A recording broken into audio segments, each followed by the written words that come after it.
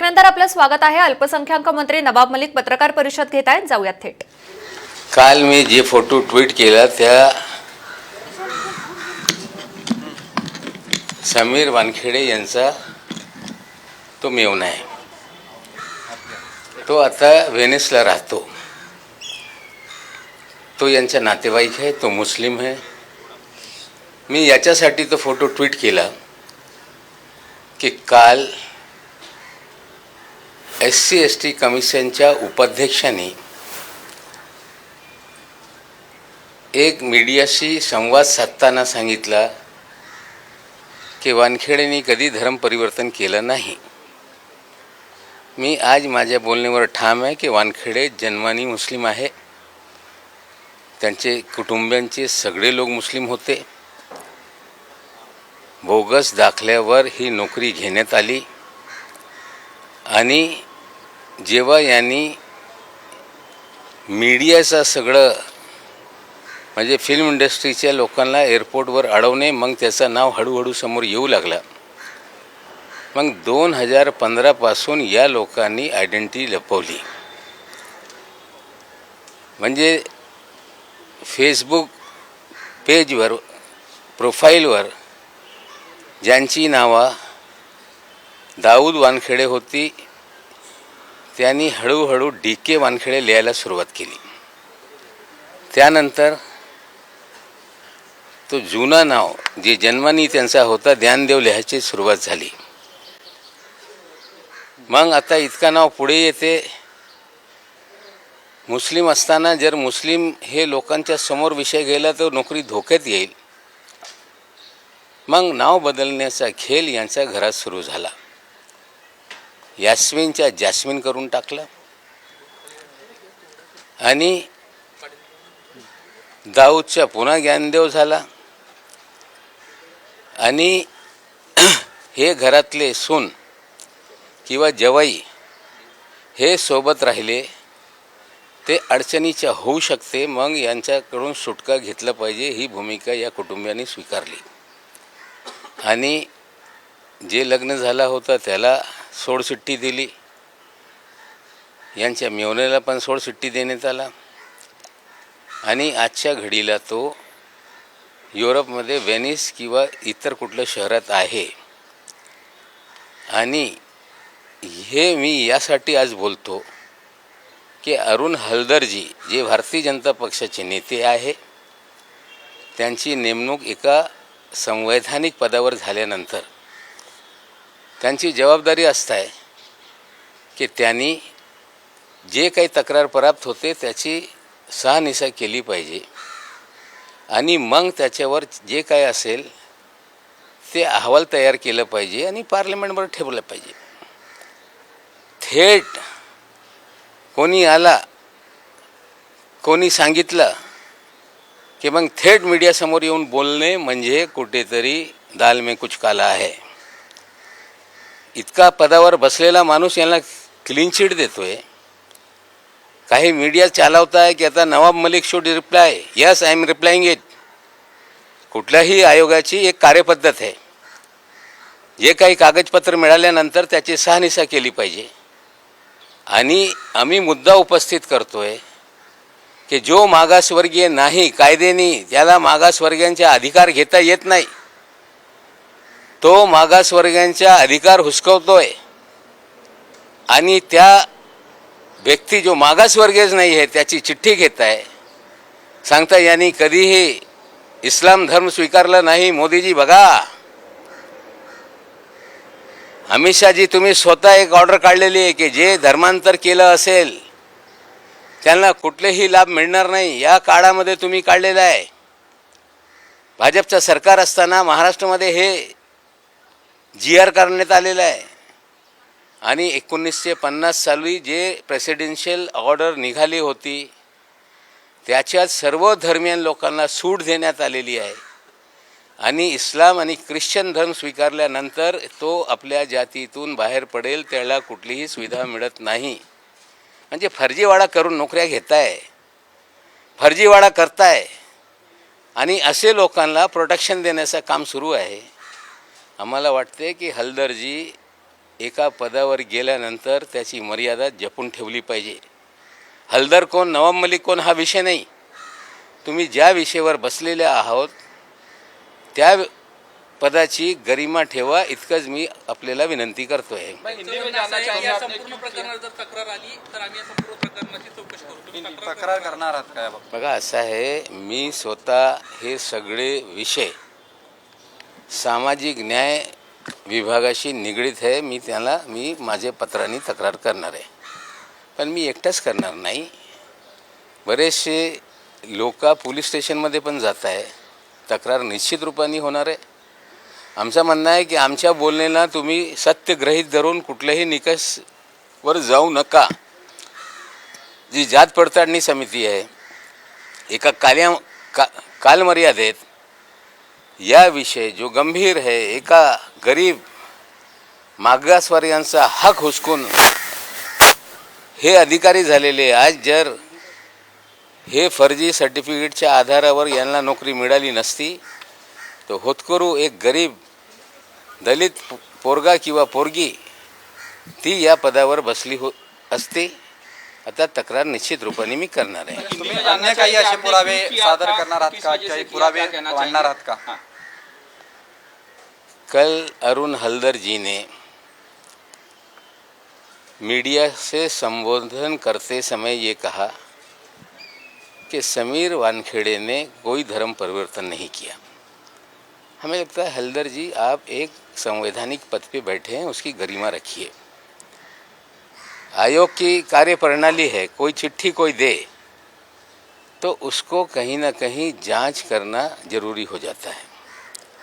प्रक्रिया पूरी करके लोगों को सम्मन किया जा सकता है. मुझे उन्हें सिविल कोर्ट के राइट है, वो लोगों को बुलाकर जानकारी हासिल कर सकते हैं. उसकी एक विस्तृत रिपोर्ट तैयार करके पार्लियामेंट में रख सकते हैं, सिफारिश कर सकते हैं कि ये आप सरकार करे. कंप्लेंट मिल जाने के बाद भारतीय जनता पार्टी के आप नेता हैं, आपको एक पद पे बिठाया गया, आपकी जिम्मेदारी थी कि आप सारी जांच शुरू करते. लेकिन मीडिया में आके सीधे आपने कह दिया कि वानखेड़े परिवार ने कभी धर्म परिवर्तन किया ही नहीं. समीर वानखेड़े ने तो धर्म परिवर्तन नहीं किया, हम मानते हैं, क्योंकि जन्म से वो मुसलमान हैं. उनके पिताश्री ने धर्म परिवर्तन किया था. दोनों बच्चे बचपन से मुसलमान हैं, मुसलमान की तरह जिए. हमने उनकी शादी का मामला उठाया था, लेकिन कल हमने एक व्यक्ति का फ़ोटो ट्वीट किया जो समीर वानखेड़े जी के बहनोई हैं और वो आज विदेश के यूरोप के वेनिस में शायद कहीं रहते हैं. सूरत के मूलतः वो रहने वाले हैं और ये विषय हमने आगे लाया. और जिनके वो शौहर हैं, पति हैं, उन्होंने ट्वीट करके कहा कि ये मेरा पति तलाक हो गया, क्यों इनको सामने ला रहे हैं. मैंने नहीं लाया. अगर आपका आयोग सर्टिफाई करेगा तो हमें भी जो अधिकार हैं उस अधिकार के तहत हम महाराष्ट्र सरकार के सामाजिक न्याय मंत्री को कंप्लेंट करेंगे, स्क्रूटनी कमेटी को लिखेंगे. और मैं अकेला नहीं, बहुत सारे लोग इस कंप्लेंट को आगे ले जा रहे हैं. पुलिस में कंप्लेंट हो रही है. मैं अपने बात पे कायम हूँ कि वे एससी के सर्टिफिकेट पे फर्जीवाड़ा करके उस पद पे बैठे हैं. एक गरीब शेड्यूल कास्ट का अधिकार उन्होंने छीना है. मैं धर्म की, जाति की लड़ाई नहीं लड़ रहा हूँ. मैं जो उन्होंने फर्जीवाड़ा किया, दलितों के अधिकार को छीना, वो लड़ाई है. और हमें लगता है हलदर जी, आप कब बने मुझे पता नहीं, लेकिन आप जिस पद पे बैठे हैं उस पद की गरिमा मलिन ना करें, मैं आपसे विनंती करता हूँ. वानखेडे कुटुंबीय सातत्यानं राजकीय लोकांच्या भेटी घेत आहे. याच्या आधी किरीट सोमय्या यांची भेट घेतली होती. आज केंद्रीय मंत्री रामदास आठवले यांची भेट घेतात. कसं बघता या भेटींकडे तुम्ही? नाही, आठवले साहेबाला ते भेटले, सोमय्या यांना त्यांच्या परिवाराची लोक भेटत आहे. आठवले साहेबांना आधी समीर वानखेडे स्वतः भेटलं, आधी काही मागासवर्गीयांचे नेत्यांना तो भेटला, काही भाजपचे जवळचे नेते, जे मोठे नेते आहे त्यांच्या एक दूत जेव्हापासून मागच्या सरकार आला होता, एकदम जवळ होता माजी मुख्यमंत्र्यांचे, तो जाऊन यांना ईडीच्या ऑफिसमध्ये भेटतोय. म्हणजे इतका जवळचा माणूस ज्याच्या घरी माजी मुख्यमंत्री जात होते, ज्याला मंत्रालयामध्ये मुख्यमंत्र्याच्या केबिनमध्ये ॲक्सेस होता, ज्याला महानगरपालिकेचा कमिशनर असेल, अधिकारी असेल, कोणी कधी थांबवत नव्हता, तो चेंबूरमध्ये राहतोय. आणि तो ईडीच्या कार्यालयामध्ये जेव्हापासून मी हा विषय पुढे आणतोय, तो का जातो, कुणासाठी जातो, कुणाच्या मनात काय भीती आहे, हे जे सगळं फर्जीवाडा करून काय सुपारी बजावण्याचं काम लोकांनी केलं होतं. मग या चेंबूरच्या ग्रस्ताच्या माध्यमातून काय चाललेलं आहे, म्हणजे हा चेंबूरमध्ये राहणारा ग्रस्त कधी जातो, कशासाठी जातो, हे मला माहिती मिळते. आतले अधिकारी सांगताय की बाबा चेंबूरवाला इथे येतो, यांच्या केबिनमध्ये बसतो, काय यांच्या तासभर चर्चा होते. अरे जर तुम्हाला इतकंच प्रेम या व्यक्तीवर असेल तर उघडपणे त्याला भेटा. दूतच्या माध्यमातून कशाला भेटताय?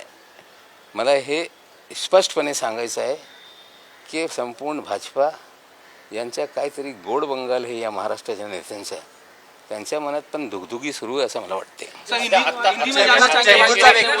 चेंबूरचा व्यक्ती भाजपशी संलग्नित आहे का? केलेला आहे आणि मागच्या काही प्रकरण आहेत त्या संदर्भामध्ये ट्विट करून चौकशीची मागणी केली आहे. खास करून सीबीआय मध्ये हे प्रकरण रजिस्टर आहे असं त्यांचं म्हणणं आहे. फराज मलिक यांच्यासोबत बाबतचे ते प्रकरण आहे. तो जे सांगताय मी स्पष्टपणे सांगतोय, आम्ही कुर्ल्यात राहतो. टचवूड नावाच्या एक कंपनी ज्याच्यात माझा मुलगा 20% भागीदार होता. मला वाटते 2001 किंवा 2 साली आम्ही एक जागा कुर्ल्यात खरेदी केली होती. त्या जागा विकल्यानंतर दुसरी एक जागा 2-2.5 कोटीमध्ये आम्ही ती खरेदी केली. त्याच्यात 5 पार्टनर होते.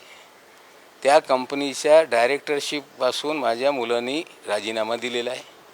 आणि जे 13.5 कोटी सायफन झाले असा आरोप करताय गुंडे, तो किती चोर आहे, कोणाचे पैसे कुठे लपवतो, तुझंच सरकार आहे. अरे गुंडेजी, मी तुम्हाला बोलू इच्छितो की त्या कंपनीमध्ये या मोहित कंबोजचा नातेवाईक पण डायरेक्टर होता. त्यांनी कुठून पैसे आणले आणि त्याच कंपनीमधून स्वतः पैसे स्वतःच्या अकाउंटमध्ये घेऊन गेले, याची इन्क्वायरी CBIने केलेली आहे, EDने केलेली आहे. आणि आमचे सगळे अकाउंट त्या काळामध्ये गुपचूप सगळ्यांनी तपासलेलं आहे. आम्ही एक दमडा कधीही कोणाचं घेतलं नाही. पण ती जागा मी घेतली होती म्हणजे माझ्या फराजनी, त्या देवेंद्रनी त्या जागेवर आरक्षण टाकलं. शेजारी माझी जागा आहे. UDमध्ये जेव्हा आरक्षण पडत होते देवेंद्रजी, त्या काळामध्ये मी बोलत असताना नवाब मलिकला काय त्रास देता येईल, सगळे जागेवर आरक्षण घालण्याचं काम केलं. त्यांना अजून कळत नाही की माझ्यावर आरोप करताय. मी जितका इन्क्वायरी करायचा आहे संपूर्ण कुटुंबाचा करा. आम्ही एकही फर्जीवाडा, एकही कुणाचा पैसा, जे प्रकरणाच्या 13.5 कोटीचा मोहित कंबोज बोलतोय तो मनुभाई आगीचा नावाचा ग्रस्त आहे आणि तो नातेवाईक आहे मोहित कंबोजचा. अरे तू चोर, तुझे नातेवाईक चोर आणि चोरांचा खापर माझ्या अंगावर फोडताय. माझा स्पष्ट आरोप आहे. हे कुठेतरी चौकशी आधी पण झालेली आहे. मनु आगीच्या यांच्यावर कारवाई झाली. आमच्या त्याच्याशी काही घेणं देणं नाही. माझ्या कुटुंबियांचा pan number, DIN number social मीडियावर पसरवत आहे. आमच्याकडे जे संपत्ती आहे त्या सगळ्या संपत्तीच्या बाबतीत इन्कम टॅक्समध्ये कसं कमाई केलं, कधी खरेदी केलं, आणि ते सगळं आमच्या बॅलन्स शीटवर माझी जबाबदारी आहे. पण माझ्या कुटुंबातले लोकांची नाव घेत आहे, दे आर इंडिपेंडेंट. पण त्यांनी पण कुठलाही फर्जीवाडा केला नाही. माझे बहीणचं काहीतरी नाव लिहून त्याचा इन्कम टॅक्स नंबर दाखवत आहे, मुलींचा दाखवत आहे ना सरकार तुमचा? बेनामी पद्धतीने निनावी नावाने कोणीतरी हे सगळी माहिती पाठवली. ओ काय निनावी देवा, इतका बळा तुमच्याकडे पसारा आहे. Income tax, ED, CBI. तुम्ही गेली 7 वर्ष नवाब मलिकच्या बाबतीत खोदताच आहे. आमच्या बँकेत कधी ईमेल येत आहे हे आम्हाला पण माहीत आहे. ईमेल उघडून ते दाखवू शकत नाही. पण प्रत्येक बँकेत कुठे ना कुठे लोक असत आहे. स्क्रीनशॉट मारताय आणि मोबाईलवरून आणून दाखवताय, साहेब बघा या ईडीचा माहितीसाठी आलेलं आहे, तुम डाल मैं पात. उनको समजना पडेगा की नवाब मलिक कुणाचा बापाला घाबरत नाही. आता किरीट सोमय्याजींनी जे ट्विट केलेलं आहे, 3 मंत्री आणि 3 जावई यांचा आता अधिवेशनामध्ये पूर्ण भांडाफोड होणार आहे. अरे मी करणार आहे, असा भांडाफोड होईल की भाजप या महाराष्ट्रामध्ये तोंड दाखवण्यासाठी कुठेही फिरू शकणार नाही. ते आम्हाला काय धमकी देत आहे, पोकळ धमकीला आम्ही घाबरत नाही. मी विधानसभेमध्ये जो प्रकरण आणणार आहे ते समोर आल्यानंतर भाजपच्या कार्यकर्ता जनतेसमोर जाऊ शकणार नाही. मी आज पुन्हा सांगतोय. तुम्ही काही दिवसांपूर्वी असं म्हटलं होतात की पिक्चर अभी बाकी आहे, पिक्चर चालू झाला म्हणायचं का? हो, पिक्चर तर सुरूच आहे. इंटरव्हल झाला. जो आर्यन खानला तुरुंगात घेऊन जात होता ईडीच्या ऑफिसमध्ये कस्टडीमध्ये, तो आता कस्टडीमध्ये आहे. जे आर्यनला सांगत होते किंवा इतर निष्पाप लोकांना सांगत होते बेल देऊ नका, ते इतके घाबरलेले आहे की आगामी काळामध्ये त्यांचं काय होईल ते धाकधुकी त्यांची का सुरू झालेली आहे. म्हणजे सिक्वेन्स बदललेली आहे. ज्यांना लोक आरोपी सांगत होते आता ते आरोपीच्या पिंजऱ्यातून बाहेर दिसत आहे, आणि जे आरोप लावत होते ते आरोपीच्या पिंजऱ्यात उभे झालेले आहे. निश्चित रूपाने या सिनेमेचा भाग बदललेला आहे आणि निश्चित रूपाने याचा अंत तर होणार आहे आणि शेवटपर्यंत घेऊन जाईपर्यंत मी थांबणार नाही. जास्मिन वानखडे यांनी तुमच्या विरोधात काल आंबोली पोलीस स्टेशनमध्ये तक्रार केली की त्यांच्या अरे किती लोक करताय, कोण भारती करतो की कम्मोज मला माहीत नाही. सांगताय मला धमक्या येत आहे. अरे यांना धमकी कोण देते तपास करा ना. जर यांना धमक्या येत असेल तर ज्यांनी धमकी दिलेली आहे यांच्यावर कारवाई झाली पाहिजे. पण मला हुड्डा नावाचा माणूस राजस्थानमध्ये कोण धमकी देतो, त्याचं काय आहे याचं उत्तर भाजपवाल्यांनी दिले पाहिजे. भाई हिंदी में जानना चाहूँगा, आपने कहा कि मेरी इंक्वायरी करें, मेरे घर वालों की इंक्वायरी करें, मैं किसी से डरता नहीं, क्या कहना चाहिए? देखिए, जिस तरह से कुछ लोग ये कह रहे हैं कि इन्होंने कुछ पैसे बैंक में डुबाए, मैं स्पष्ट रूप से कहता हूँ कि हमारे जो भी संपत्ति इस शहर में मेरी है वो मेरे नाम से है. बच्चे कारोबार करते हैं उनके नाम से है. बहन डॉक्टर है, MBBS diploma, MD, DNB, LLB doctor है. कारपोरेशन में नगर सेवक है. दिन भर सुबह से शाम तक दोपहर तक ऑपरेशन करती है, वो अपना कमाती है. एक बिटिया मेरी आर्किटेक्ट है, वो अपना कारोबार करती है. एक बिटिया फैशन डिज़ाइनर है, वो अपना कारोबार करती है. मेरे भाई हैं, वो अपना कारोबार करते हैं. लेकिन किसी ने ही कभी भी कोई घोटालेबाजी नहीं की है. घोटाले का आरोप मुझ पे लगा रहे हैं. मुझे लगता है कि कुर्ला में एक ज़मीन हमारे लड़के ने खरीदी थी शायद 2002 में. उसमें वो ज़मीन बेचकर दूसरी ज़मीन खरीदी गई और उस ज़मीन पर देवेंद्र फडणवीस मुख्यमंत्री रहते हुए उन्होंने रिजर्वेशन डाल दिया. वो डेवलप नहीं हो पा रही है. उसमें हमारा लड़का अभी डायरेक्टर नहीं है, लेकिन 20% कुर्ला में 700 मीटर जगह है, उसमें वो हिस्सेदार है. उसमें जो एक मनु भाई अगीचा नाम के व्यक्ति हैं, उनका पारिवारिक कुछ झगड़ा हो रहा है, शायद कंबोज के भी वो रिश्तेदार हैं. उन्होंने किसी अकाउंट से जो इसके सिग्नेचरी थे उसमें कुछ पैसे लिए और फिर अपने अकाउंट में ले गए. हमें लगता है इस विषय की जांच अलग अलग विभागों ने की है और उस समय भी हमारे लड़के का अकाउंट लोगों ने चेक किया है. हमने कभी कोई भी फर्जी तरीके से किसी का पैसा अपने पास लाया नहीं, कोई बैंक का पैसा लाया नहीं. और जांच कभी भी हो सकती है. जांच बीजेपी के रहते हुए भी हुई है, आज भी वो कर ले, उससे हमारा लेना देना नहीं. शायद मोहित कंबोज के भी रिश्तेदार हैं. जो मोड ऑफ अप्रेंटी दिखा रहे हैं, कंबोज ने भी इसी तरह की मोड ऑफ अप्रेंटी दिखाई है, इसलिए उनको ज़्यादा जानकारी है. और मैं इसका स्पष्ट रूप से कहता हूँ कि नीरज गुंडे जो हाई प्रोफाइल पिछली सरकार का दलाल रहा है, वो दलाल मुझ पे आरोप लगा रहा है, जिसके घर पे मुख्यमंत्री आकर बैठते थे. उस दलाल को मुख्यमंत्री के कार्यालय में एक्सेस था, वो दलाल वर्षा में घूमता था, वो दलाल हर सेक्रेटरी के कार्यालय में जाता था, वो दलाल कारपोरेशन में जाता था। रश्मि शुक्ला के मामले में भी वही दलाल शोर मचा रहा था। वही दलाल आज मैं दावे से कहता हूँ कि ईडी के कार्यालय में भी जाता है, समीर वानखेड़े से संपर्क बनाए हुए है। कौन सा ऐसा डर है जो इस राज्य के नेताओं को सता रहा है? क्यों वो जाते हैं? हमें लगता है जो कनेक्शन काशिफ खान का, जो कनेक्शन मोहित कंबोज का, जो कनेक्शन कॉर्डेलिया क्रूज का, हमें लगता है वो तार उन सभी लोगों से जुड़ा हुआ है। और मैं फिर कहता हूँ ये सारे मामले विधानसभा के पटल पे लाऊंगा और ऐसा एक्सपोज करूंगा की बीजेपी महाराष्ट्र में मुंह दिखाने लायक नाही राहिली. निरंजन डावखरेंना काल एक पत्रकार परिषद घेतली आणि त्यामध्ये बघा असं आहे, मी त्यांचं नाव घेतलं नाही. जर तो दुसरा केपी गोसावी असेल तर इतका का घाबरले ते?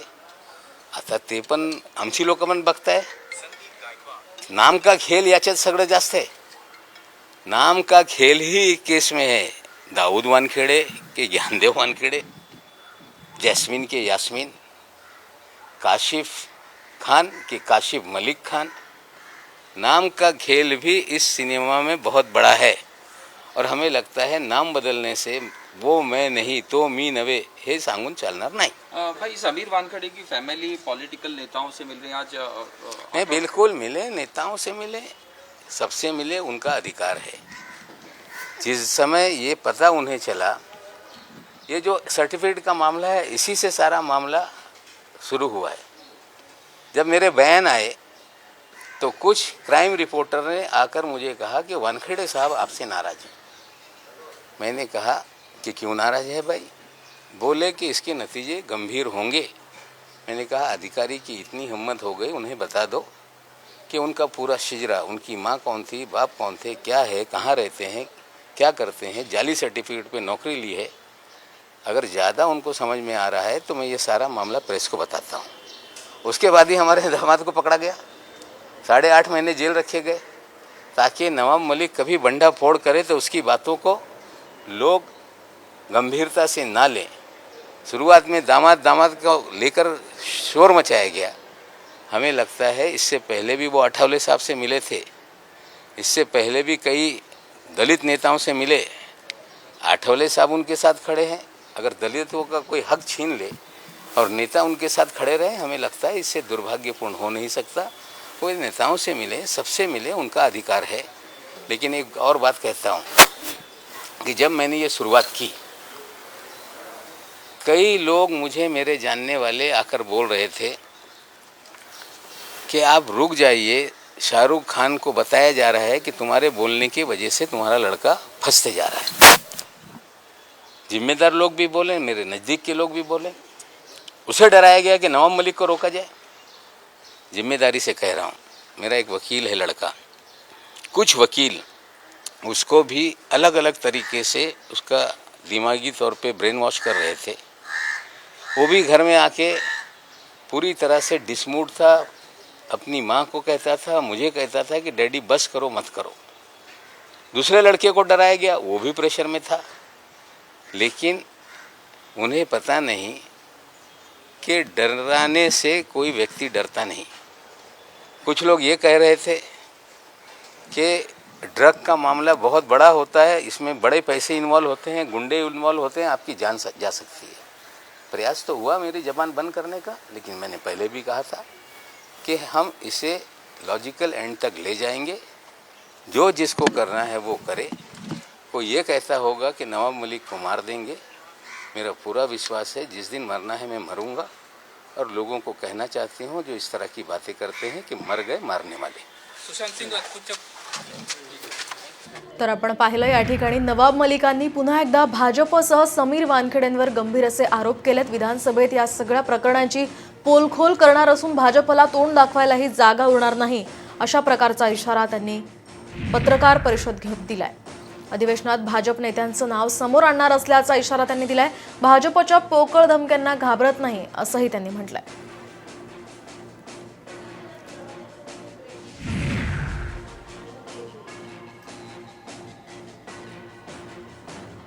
तर आपण पाहतो या ठिकाणी नवाब मलिकांनी अधिवेशनात आणखी एक प्रकरण समोर आणणार असल्याचं वक्तव्य केलंय.